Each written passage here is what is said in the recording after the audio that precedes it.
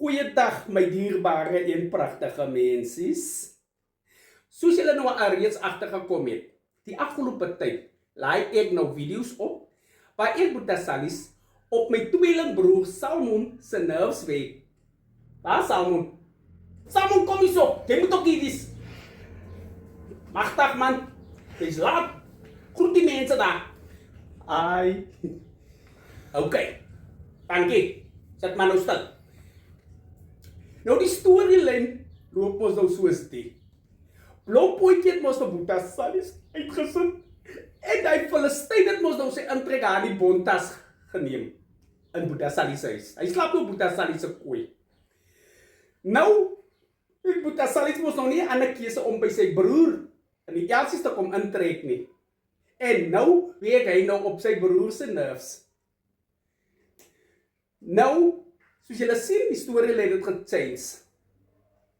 Daar is 'n rede agter hierdie nuwe wending in Boeta Sallies se lewe. Boeta Sallies, Boeta Rico en Blompootjie, ons het gesamentlik besluit so 'n paar maande terug dat ons nou ons paadjie gaan skei. Ons gaan elkeen nou afsonderlik ons eie ding doen. So Boeta Sallies het nou besluit, hy gaan nou sy video's in die Elsies doen, nie meer in die bontas nie.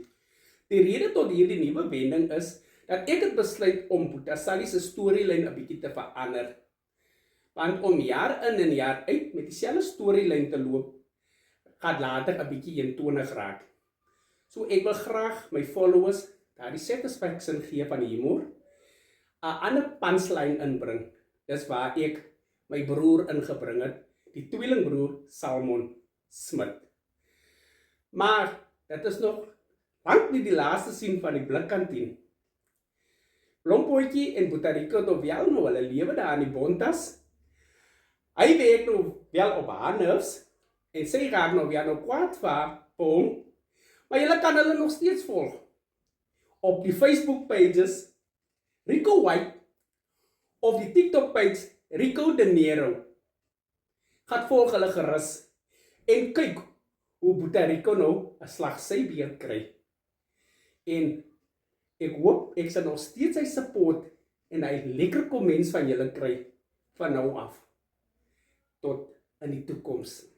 En ek glo van harte dat julle nog steeds vir Boeta Sallies en sy tweelingbroer Salmon gaan volg en hy heerlike lekker comments en hy reaksies gaan laat vloei. Ons is baie lief vir julle. God se ryk te seën op julle lewenspad verder, hoor.